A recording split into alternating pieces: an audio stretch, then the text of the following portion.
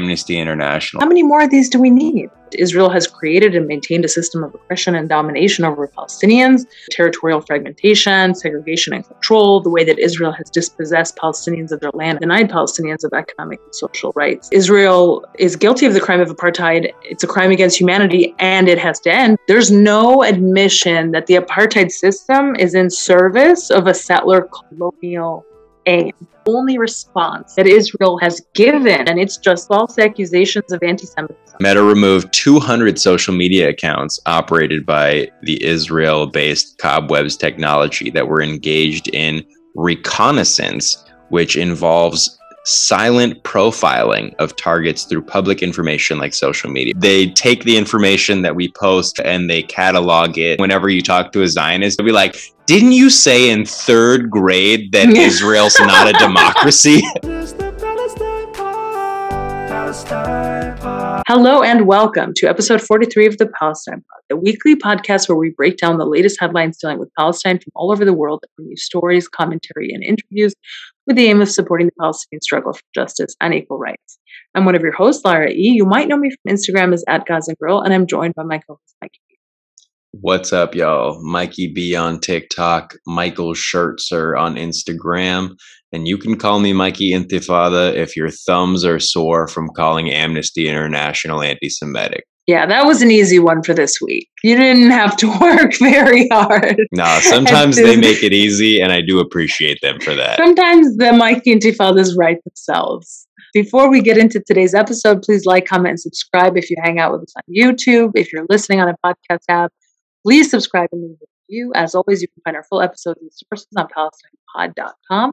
And if you want to get involved in the conversation, please reach out to us at palestinepod@gmail.com and give us a follow on Instagram @PalestinePod.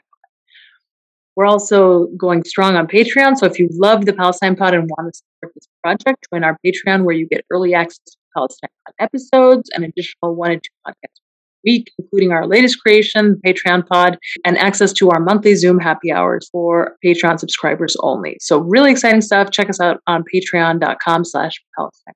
Here's what I got, other than the amnesty thing. I know you're not so hot about that, but what's cool about it is that they confirm not only that apartheid is practiced all across the territories that Israel controls, which used to be Palestine, aka Israel, West Bank, and Gaza, which is great, but also they confirm that the origin of the problem goes back to 1948, which is unusual because we haven't necessarily seen other reports emphasize that to that extent. They also confirmed that they don't take a position on occupation one way or the other. Really? Yeah. Wait, what? Yeah, they put out a tweet. Is it one of the offices of Amnesty? Because I know that, like, for example, the German office was like, we're not cool with this report. It says, does Amnesty oppose Israel's military occupation of Palestine? Amnesty hasn't taken a position on occupation. Our focus has been on the Israeli government's obligations as the occupying power under international law, but Amnesty has taken no position on the occupation itself. Okay, so they're saying basically, like, we're not taking a position on the legality of the occupation, which is a question under international law. What we're doing rather is we're assessing the way in which the occupation has been carried out. And our conclusion is that the occupation has been carried out in violation of international law rules on occupation. That's what they're saying, basically.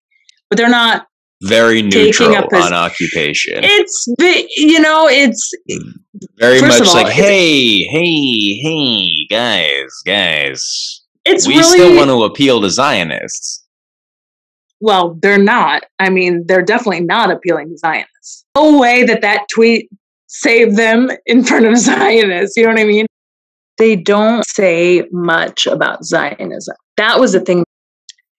I thought, like, okay, you have these really great conclusions, but you need to draw it back to Zionism, right? Because, yeah, you make the connection with 1948 and you talk about the Nakba, but you have to talk about what's the driving force behind all of this, which is Zionism. And the word, like, basically shows up like a handful of times.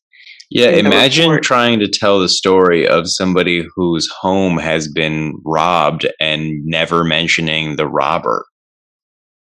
Well, they mention the robber. They just don't mention why the robber is robbing. Zionism is sure, Israel is the occupying force, and insofar as they were addressed in the report as such, but like Zionism is the thing, the ideology that drives all of the robbers. So For sure. So I think that was one of the failures. But that being said, I was very happy to see recognition of the Nakba and the wording as such used in the report, and the acknowledgement that, more than 800,000 Palestinians were expelled or fled.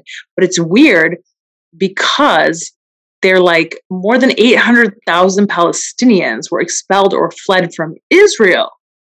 That doesn't make sense. Israel didn't even exist then. Yeah, what'd they all leave Israel for? That makes no sense. They were expelled or fled from their land, which was called Palestine. And then the rest of the sentence, this is so weird. This is on page 81 of the report. They say, during the 1947-49 conflict, more than 800,000 Palestinians who were citizens of British Mandate Palestine. Okay, so they say that much, but they say were expelled or fled from Israel and became refugees in the West Bank, Gaza, or neighboring countries. Well, some of them also became displaced internal refugees. So it's so weird. Like, the wording is very bizarre. And I actually don't even know what they're trying to suggest, other than perhaps like confuse people as to when Israel was established. I don't know. Then they go on to say the land and properties of the Palestinian refugees and those internally displaced in Israel by the war were confiscated. And as mentioned above, some 500 villages were destroyed. Israel replaced names of Palestinian villages with Hebrew ones. So there is good stuff in this report. And like the rest of the report is I think, in my view, sort of like this, where you'll get really good stuff and then you'll get a sentence that kind of confuses you and isn't helpful at all. But I'm happy that they mentioned the Nakba at least. At the end of the day, though, we have to ask ourselves a question, which is like, how many more reports? Hundreds and hundreds of pages. This report is 282 pages long. I got through half of it. I didn't even finish it yet because, I started reading it yesterday. How many more of these do we need? Yeah, I think it's pretty clear that Amnesty International is not going to save us.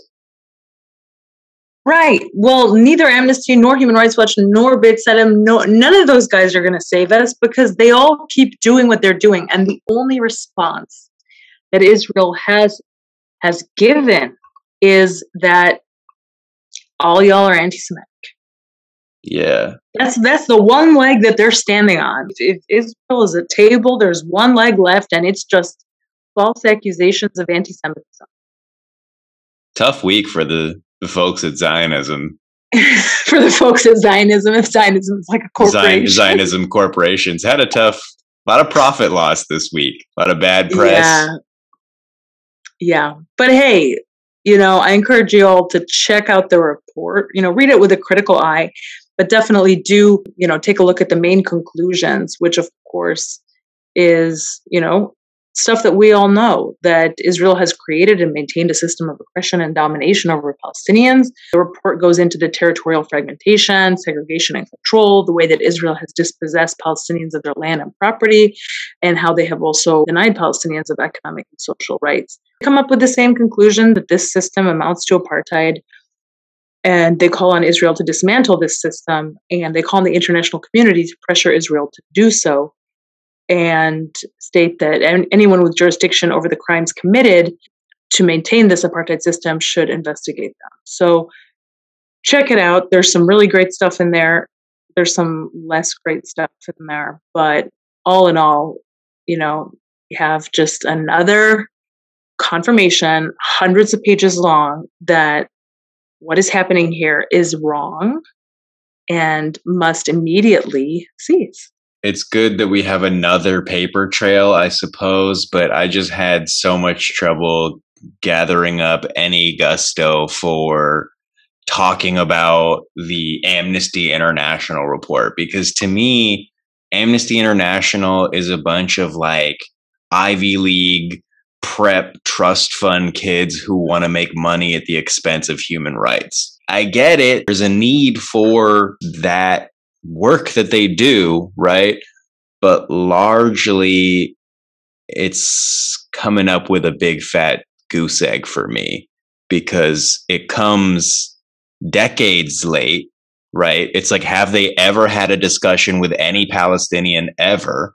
Very likely it will be used in some legal brief somewhere in the near distant future. Yeah, I mean, it's tough, right? Because I really do appreciate like I said, the recognition that this goes back to 48, because one of the main Zionist myths is that if they even admit that there are Palestinians, one of the main myths is that, oh, we can trace back either thousands and thousands of years, or like a total obfuscation and, attempt to conceal 1948 and what it was. And then sometimes they'll say, oh, no, it's just, maybe the occupation is just a problem. So that I do think was good. But the other thing that I think that I noted is like the word settler colonialism is not in here at all. There's no admission that the apartheid system is in service of a settler colonial aim, which I think is also one of the major failures of the report. On the one hand, they say that Israel is guilty of the crime of apartheid. It's a crime against humanity and it has to end. The report says that very clearly, but it doesn't go the extra step to say what this apartheid system is in service of, which we know is to further the settler colonial ambitions of the state of Israel. And that is key, because that shows you what the aim is, what they are driven by, right? Why are they eating up more and more land? Because of this belief that they have to settle all this land, because of this belief that they have to expel the native inhabitants, because of this settler colonial ambition. You can't dismantle the apartheid system without first understanding where it originates from. And it originates from the settler colonial ambitions of Zionists. They didn't dig deeper, right? To really understand, right? You have 280 pages, you're talking about the crimes themselves, but you're not really understanding what is going on. And if you don't understand what's going on, it's going to be difficult to dismantle it, because you can call for a dismantling of apartheid, but if you don't understand why Zionists are doing all of this, it's going to be really difficult to counter. So to me, it speaks to the difference between scholastic activism, right? Yeah. Versus on the ground activism. Anybody who's on the ground in Gaza, anybody who's on the ground in the West Bank, they don't need a human rights report, right, to tell them what's happening. And you don't even need to be on the ground. You just need to be in contact with people who are on the ground, who could tell you it's apartheid, who could tell you it's land theft, right? You got these bookworms doing like years of research, right? They come out with this report and it's like, hey, welcome to the party. You're kind of late, actually. Yeah. I do want to mention, though, Mondo Weiss mentioned this as well. In a departure from the B'Tselem and Human Rights Watch reports, the Amnesty report does take into consideration Palestinian right of return, which both the B'Tselem and Human Rights Watch reports didn't really focus on, didn't discuss. The Amnesty report considers that the millions of Palestinian refugees living in exile who are denied their right to return, which they state is a right that is enshrined by UN Resolution 194, the report basically says that while Israel only considers those who were forced to leave or fled in 1948, but not their descendants as refugees, it denies the right of return to both of those groups. And it goes on to state, the estimations of the numbers of Palestinian refugees, those that are registered with UNRWA, those that are not, and basically say that in order to maintain this Jewish-Israeli domination in Israel and the occupied territories, Israel continues to deny millions of Palestinian refugees as well as their descendants the right to citizenship and residence by denying them the right to return to their homes. So this is also essential because, when we start this podcast, the intro is basically that the aim of the podcast is to support the Palestinian struggle for justice and equal rights. And when I wrote that, I was very in my mind, careful not to just say equal rights, because this is not only an equal rights struggle. The key part, an essential component of the struggle, is the struggle of the refugees to return to their homes. The right of return is essential. So when I say justice, for me, that's encompassing also the right of return. Equal rights is something that happens once you're on the ground, once you're there, that you are a full citizen. You have full social, economic, political rights. You are completely equal to all other citizens of whatever state there is there, right? But you can't just have that, right? That would not be solving one of the major aspects of the injustice that has occurred, which is that millions of people continue to languish in refugee camps. Millions of people continue to be stateless. Millions of people are waiting for their UNRWA rations, and that's how they live, because they still have the keys to their home. They were told that they could go back. They thought they were going to be able to go back. They have the right to go back. Somebody else is living there now, and they're still waiting. And there's no resolution to this. So, and Amnesty is like, and we don't take a position on the settlers living in these occupied homes. We just point out that they are occupied. They don't take a position on it's very nuanced, Michael. They're not taking a position. No, it's not. It's not nuanced. It lacks courage. For me, it's stupid for them to even say that, because it's like, what are you trying to do here? Like, what is that even trying to do? You said that they're guilty of all these crimes, so you don't even have to take a position on the legality of occupation. Like, the question of legality of occupation is an academic question. It's not anything that's relevant to anybody's life, nor does it actually contribute to what your report has done, which is talk about actual facts on the ground. I'm looking at the things that are good about the report, and I'm critical of the things that are in the report. But for me, it's totally irrelevant what Amnesty says about the legality of occupation, because whether occupation is legal or illegal, it doesn't really matter, because even if it was legal, let's just assume that it was legal, right?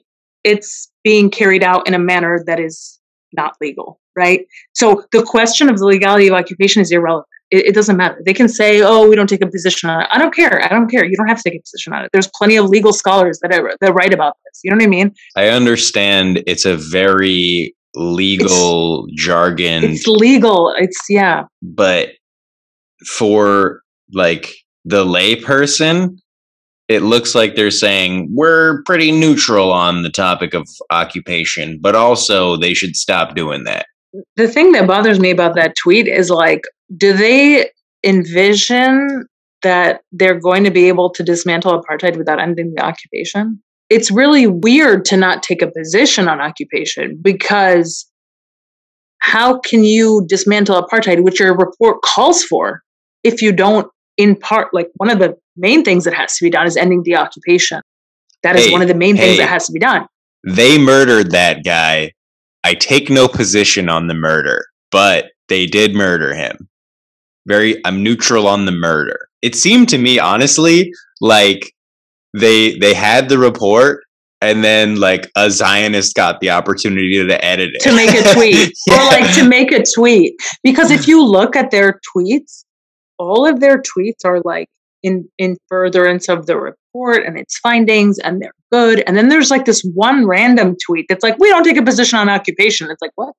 That don't look like who tweeted that is the guy who tweeted all the other tweets that surround that. Or girl, you know? Yeah, whatever. Guy, girl, whatever. Occupation served by any and all genders. But it's the books that I wish they were burning in Tennessee right now. The Amnesty report? Yeah.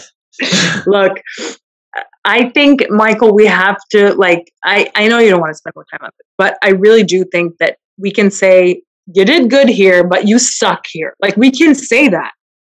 How many more reports do we need till somebody goes to jail? Exactly. Why? Right. Apartheid is a crime. It's a legal crime, right? Yeah, it's a crime. It's a crime. If you follow any laws, apartheid is bad. You're not supposed to mess with apartheid. It's everybody knows that. That's why they're so upset that they use the word apartheid. Right, it's got the connotations of South Africa. It's not a compliment. Yeah. To anyone. No matter what language you're talking shit in, Right. Everybody knows. So the Zionist state has been pumping billions of dollars into US-based groups to portray Muslim community members as terrorists. Recent revelations that an anti-Muslim hate group allegedly paid thousands of dollars to two employees of a Muslim advocacy organization to undermine American Muslim activists on behalf of the Israeli government, but represent only the tip of the iceberg of what is now a decades-long effort by the Jewish state to harass, smear, and threaten pro-Palestinian activists in the United States. Where does this come from? This is TRT World. On December 15th, the Council on American Islamic Relations, also known as CAIR, announced it had fired Executive Director Roman Iqbal for collaborating with the Investigative Project on Terrorism, IPT, which is headed by Steve Emerson, a former journalist and self-proclaimed expert on Islamic and Middle Eastern terrorist groups. IPT is deemed an anti-Muslim hate group by the Islamophobia Network because of the way it uses, quote, unsubstantiated threats that portray Muslims as dangerous to accrue funding, end quote, and that Emerson has a reputation for, quote, fabricating evidence to substantiate his ravings about Muslim extremism, end quote. 7 days later, another shoe dropped, with CAIR announcing it had discovered a second spy within its organization, one who confessed to having been paid $3,000 per month over 4 years by IPT to, quote, protect the Israeli government by spying on a mosque in the U.S. and to record prominent Muslim leaders. One of Emerson's goals, we were told, was protecting the Israeli government by undermining Muslims engaged in political and human rights activism, said CAIR, while revealing a series of emails between Israeli officials and IPT, including one showing a request for information related to Students for Justice in Palestine, a student advocacy group. Nihad Awad, CAIR's national director, said his organization had accumulated a lot of information on IPT, saying Emerson was, quote, providing assistance to Israeli intelligence and communicating with then Prime Minister Benjamin Netanyahu. This goes to show how effective organizing in the United States can be. When the Israeli government, when Netanyahu is asking for information about SJP chapters and information about local mosques and people that are political in the United States, that just goes to show the extent to which he, or Israel in general, view this as a threat to the system that they have created, the system of apartheid, right? The article is saying that this is the tip of the iceberg because there's more than just this example of these two spies that were found out in CAIR, right? Yeah. More than that, these are the actions of a rogue and adversarial state, not those of a self-proclaimed democratic ally. Starting with the Zionist-funded conference in 1979, the conclave brought together U.S. neoconservatives with the Likud party figures to tie Islam to terrorism in mainstream political discourse, with the aim of tying Palestinian aspirations for liberation to terrorism in the minds of American voters. A campaign that has been wildly successful looking back in 2022. This campaign was observed by Professor Deepa Kumar in Islamophobia and the Politics of Empire. After 9/11, the media claimed that 19 Islamic terrorists attacked the United States. Pro-Israel groups moved in to capitalize on growing anti-Muslim fears and suspicions by establishing counter-jihad organizations, including Campus Watch, established in 2002 by U.S. neoconservatives Daniel Pipes and David Horowitz. Campus Watch primarily aims to identify and monitor college professors who openly support Palestinian rights and oppose Israeli government policies. In 2011, the Center for American Progress published Fear, Inc., The Roots of Islamophobia Network in America, which found that 7 nonprofit foundations donated $42.6 million to support the spread of anti-Islam rhetoric between 2001 and 2009. showing how, quote, a well-funded, well-organized movement can push discriminatory policies against a segment of American society by intentionally spreading lies while taking advantage of moments of public anxiety and fear. These lies, particularly those that falsely tie Islam as a gateway to terrorism, were weaponized to advance the political interests of the Israeli government and conservative Christian groups in the United States. Last year, the Jewish American magazine Forward obtained documents showing that Israel's Ministry of Strategic Affairs transferred $40,000 to U.S.-based Christian Zionist organization, proclaiming Justice to the Nations is the name of the organization, PJTN, which has been identified as an anti-Muslim hate group by the Southern Poverty Law Center, a non-government organization that tracks hate crimes in the United States. They've got their own issues, but for right now, we'll take them at face value. PJTN's founder and president, Laurie Cardozo Moore, has falsely claimed that 30% of American Muslims are terrorists. What? Yo, she really said 1 in 3 Muslims. Oh, yeah. What? That is, if that were the case, mosques would be, more turbulent. What? Mostly they're just giving out free food and practicing Islam. Yeah. Anyways, she falsely claimed 30% of American Muslims are terrorists and are operating 35 terrorist training camps in the United States. Boy, is she going to be upset when she hears about the military bases. Okay. Yeah.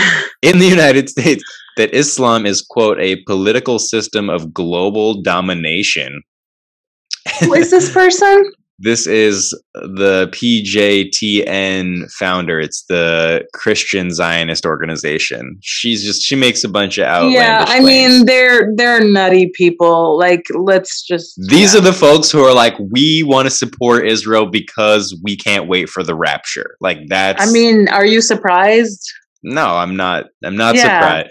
But it's funny to hear her say stuff like 1 in 3 practicing Muslims in America. What is. Yeah. Like, damn, that honestly, if anybody could recruit that well, like, the mission would be accomplished. Okay. That Islam is a political system of global domination. And it's like, if that's the case, doing kind of a bad job, right? Mostly they're reacting to like the empire that's encroaching on their entire region. Well, whatever. She also said that tornadoes can be blamed on former President Barack Obama because of his support for a Palestinian state.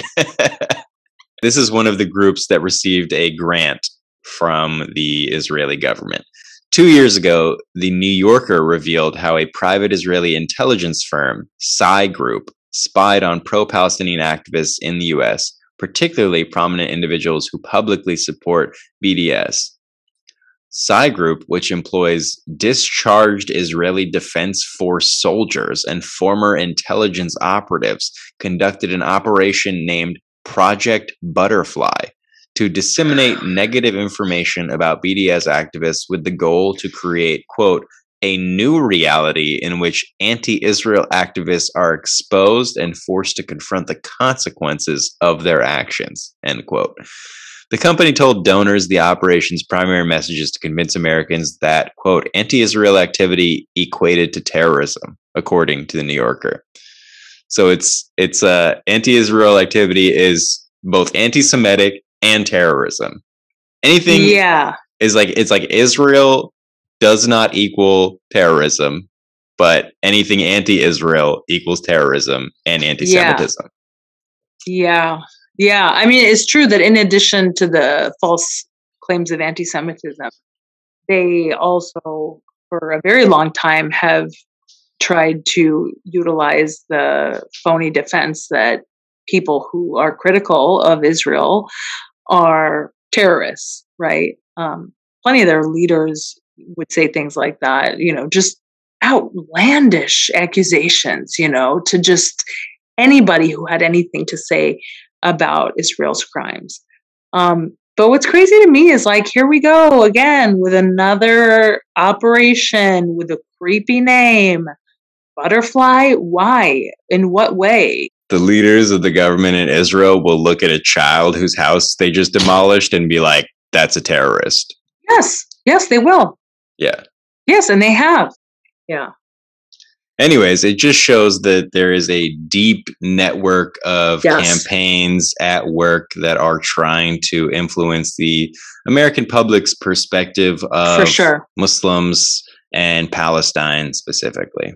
Yeah, and to tie the two together, when in reality, a lot of Palestinian activism isn't from faith groups, it's from people who are just simply concerned as humans about what's going on in Palestine. Yeah, and we got to remind people there are Christians, there are Palestinian Christians as well, sure. Right?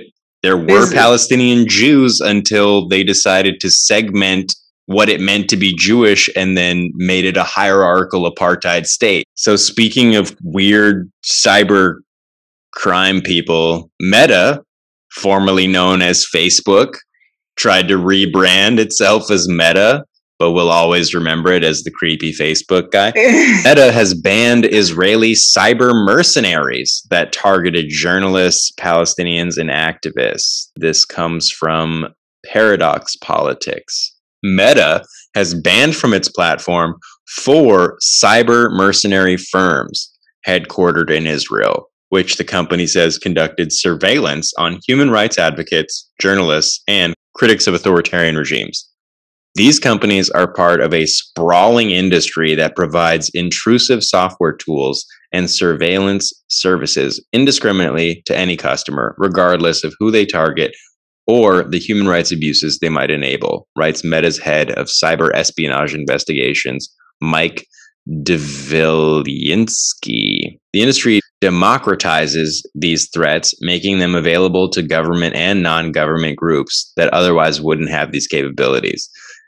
Yeah, so his issue is like, look, we spy on people. Only we get to spy on people. Not everybody gets to spy on people. 4 of the 7 firms named in Meta's threat report are Israeli companies.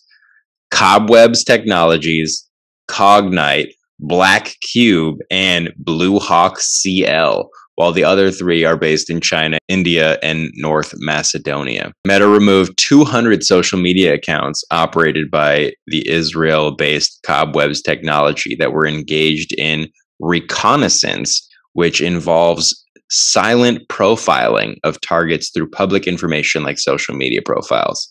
You ever feel I don't know like what that means? What's silent profiling? It's like, you know how we have intelligence agencies interacting with our social media presence all the time? Yeah. We're being reconnaissized. That's what that is? Yeah, they take the information that we post from our social media and they catalog it so that there is like a master record of all of the things we've ever said and done. That's why it's so annoying whenever you talk to a Zionist. You can tell that they all have access to this because they'll be like, didn't you say in 3rd grade that Israel's not a democracy? It's like, actually, on April 21st, 2004, you said BDS is actually kind of good. And it's like, yeah, citing a specific date is a very normal internet comment thing to do. So basically Facebook, aka Meta, removes some of these firms from Facebook that are engaging in this reconnaissance, basically cataloging and like documenting and downloading all of our activity that is related to Palestine. Yes. But only 4 of them. Like, yeah, so that's a positive story about Facebook, because usually all of our reporting on them has basically been all of the ways in which they are suppressing Palestinian content, erasing our accounts, and promoting Zionist content as well as Zionist content reviewers. I think we should take it with a grain of salt, right? Because we know that they're also working in collaboration with the occupation.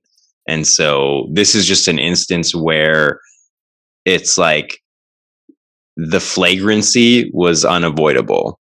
Yeah. Because Meta is like, look, you can't have everybody spying on everybody, right? Sure. Only some people get the keys to the castle. Right. Okay. And so one of the firms, Black Cube, was the surveillance firm that was hired by Harvey Weinstein to investigate journalists. The three stages that make up the totality of the surveillance chain were reconnaissance, engagement, and exploitation. So the engagement and exploitation stages go beyond silent profiling by creating reference points for targets and manipulating those engagements to extract personal and private data, right? That's why I never give out any information when people are like, when I'm on live or anything like that. So basically, I'm reading that combined all of these surveillance for hire groups targeted individuals in more than 100 countries, and that since they were banned from Meta-owned sites, some of these groups have attempted to circumnavigate the bans with little success. Okay, so they're basically still trying to collect information. So just a few more things. Black Cube primarily targeted activists and NGOs, including Palestinian activists. The final Israeli group listed was Blue Hawk. Again, another weird name. Like, they're such losers, bro. They sound like children in a playing Dungeons and Dragons in their parents' basement. They're like, Operation Blue Hawk, Operation I will get laid one day. Like, Right. So anyways, Blue Hawk, a surveillance company previously linked to, quote, Snoop for Hire, that posed as a Fox journalist to spy for an operation. Meta says they removed over 100 Facebook accounts linked to Blue Hawk. Probably just one person. I have on Blue Hawk says that it's an Israeli firm that primarily targets journalists with social engineering, gathering of litigation-related intelligence about people, and managing fake accounts to trick them into installing malware. And so this type of activity has come under greater scrutiny after it was reported that NSO Group, another Israeli company, aided Saudi Arabia and other unknown attackers in covert operations. NSO Group's Pegasus spyware has been linked to a line of cyber attacks targeting human rights advocates and lawyers. Yeah. The story of Israel's spying and surveillance on people worldwide is basically never ending. Like, there's something every week to talk about, whether it's like a new surveillance entity, whether related to the government or private, whether it's like a new scandal because these entities are spying on other governments, including governments that they think are their allies, whether it's spying on journalists or heads of state or activists or, whatever it may be, hacking them. I mean, they're just, it's limitless. Getting personal information to blackmail them, whatever, it's just sky's the limit for Zionists when it comes to surveilling people on the internet. And so with that in mind, remember that every time you're interacting with a Zionist online, right? Yes. They are trying to emotionally charge you up and get you to reveal information that then can be plotted and used against you in the future. They'll just say things because they know that saying things will get people worked up, will get you engaged, because engaging with them allows them to extract information. That's why they're like, have you ever been here? And it's like, we didn't sign up for an interrogation. This is an Instagram comment section. Yeah. So in other recent news, Fox News has reported that the University of Chicago pro-Palestinian group has urged students to, quote, avoid shitty Zionist classes. So this is interesting because this article, I think, is an instance of when media unknowingly does our job for us, right? By giving us the public platform to continue to raise awareness about the nature of Israeli apartheid and settler colonialism. You look at the article, and 95% of it is quoting SJP from the University of Chicago and basically shedding light on the post that they made. Only the last two lines of this article are a response by the University of Chicago saying, oh yeah, we're committed to the well-being of all students, blah, blah, blah, means nothing.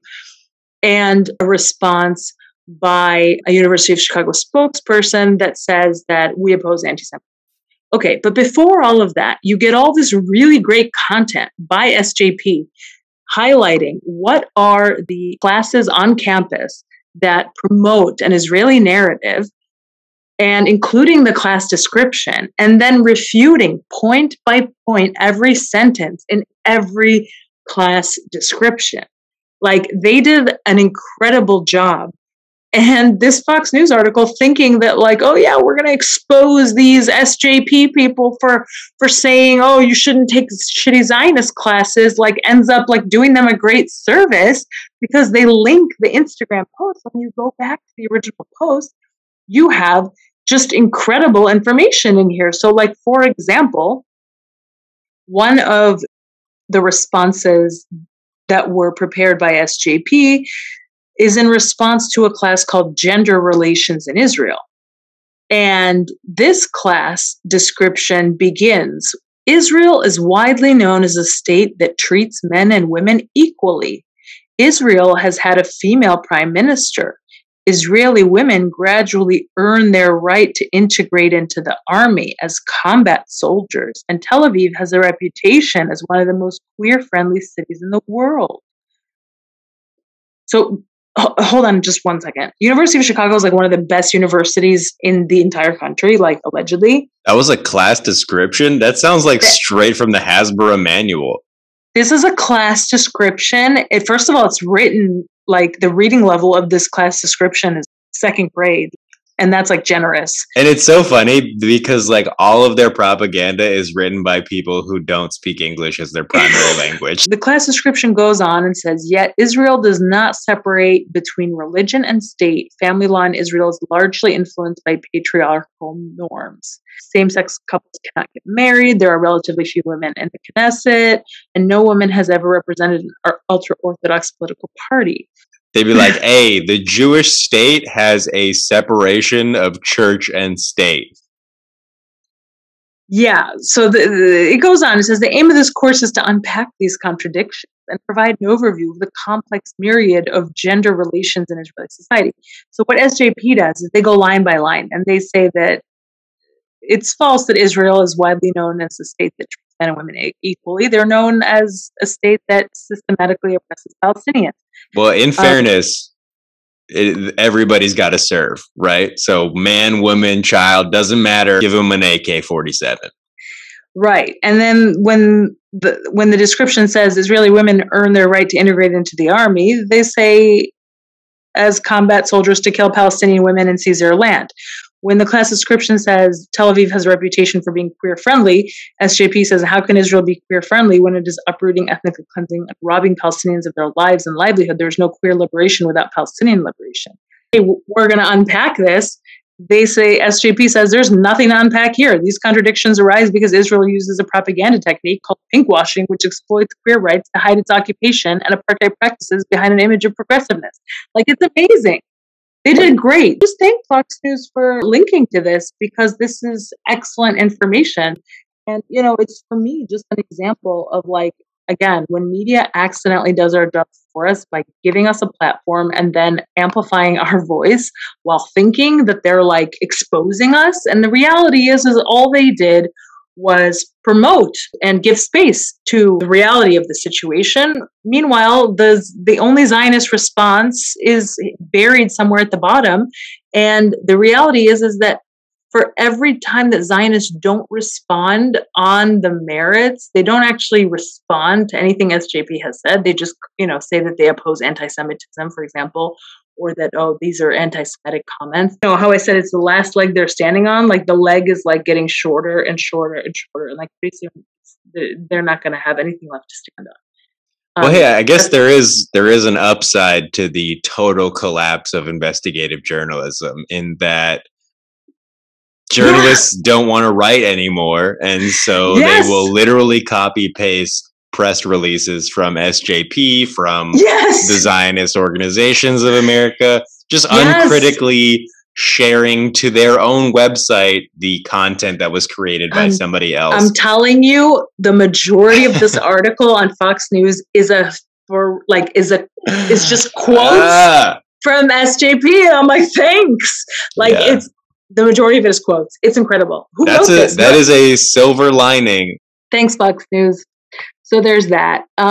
Thanks, Fox News is a sentence I never thought I'd hear anyone say in my whole life, let alone my podcast co-host. Yeah. Well, I mean, it was just a delight to read this article. Let's be honest. I was just delighted. I too love content that comes straight from SJP. And shout out SJP at U of C. Yeah, y'all are doing great work. Hope you listen to the pod. I've got Yair Lapid saying that extremist violence is a stain on Israel. Yeah, that's just a continuation of last week, right? Yeah. Well, go ahead and say that. Yair Lapid saying it is different, right? Because than the ADL, because he's a member of the government.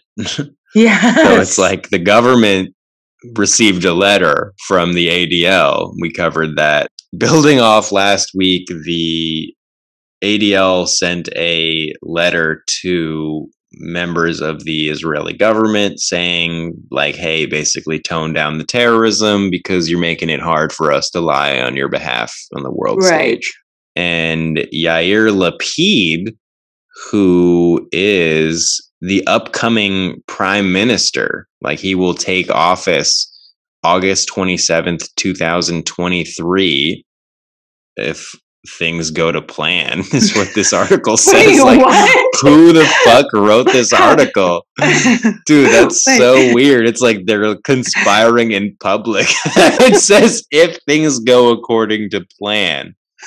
Wait, what? Anyways, Lapid is the architect of Israel's current coalition, its foreign minister, and the leader of its largest party. Wait, that's in the Atlantic? Yeah. That's so weird. I see that line, if everything goes to plan. Oh, that's so weird. It's like, bro, that's the conversation meant for a smoky room, not an Atlantic article. Yeah. That's weird. Yair Lapid said it's a stain on Israel. Whoever attacks innocent people is a hooligan and a criminal and is going to be treated as such. There is going to be zero tolerance toward this issue. I had a long conversation with our Minister of Defense, who is now creating his own task force to make sure this will be stopped. He acknowledged that no country can stop all such bad actors, but insisted it's a priority for him. One way to stop them would be to allow the occupation forces who are present at many of these instances of settler violence against Palestinians to actually do something with the weapons they are carrying. But what we have seen, and we reported on this before, is that in fact they are beaten up by the settlers themselves, and the settlers are completely just immune from any sort of, repercussions vis-a-vis the state. Like, why is the state acting like they need to put together a task force and we need to figure out how to stop them? You could stop them in 2 seconds if you wanted. You just don't want to. Yeah, he says whoever attacks innocent people is a hooligan and a criminal, which makes every one of them hooligans and criminals. Right. What do you think this is? This is like just I think he received the letter and he had to have some public response. So it's the equivalent of him being like, we'll look into settler terrorism. Yeah. Hey, we'll bring it up in the next meeting, right? So this is hilarious. This is hilarious because he goes on to say, this is something I'm not just saying in English. I said this in Hebrew in a press conference a couple of weeks ago. So, like, nobody asked him, like, are you just saying this in English? Like, he's just revealing that he doesn't actually believe this because he's going the extra step to tell you that he does believe this. You know what I mean? Like, and to be honest. Yeah, exactly. It's like when you're, like, lying and then you just, like, give too many details that you wouldn't normally give if it wasn't a lie. You know what I mean? Yeah. The subtitle for the article, Israel's prime minister in waiting wants zero tolerance towards Jewish terrorism. First of all, like weird kingmaker vibes, weird conspiratorial vibes. Yes. Anyways. We still don't know why he's going to be the prime minister in 2023. Nobody explained that. But if it goes according to plan, and then the subtitle says whether he can bring his own coalition on board with that stance is an open question. It's like, hey, not everybody is going to be on board with stopping settler terrorism. Right. Some people from his coalition. Yeah, from the people you are working with. Yes. Some people love a good bonfire, right? Folks, that's been another episode of the Palestine Pod. Thank you all so much for listening. Go ahead and follow us on Instagram at the Palestine Pod. www.palestinepod.com for all of our sources and stuff like that. Get involved in the convo by emailing us at palestinepod@gmail.com and check us out on Patreon, www.patreon.com/PalestinePod. That's been another episode of the Palestine Pod. Thank you all so much. Have a great day.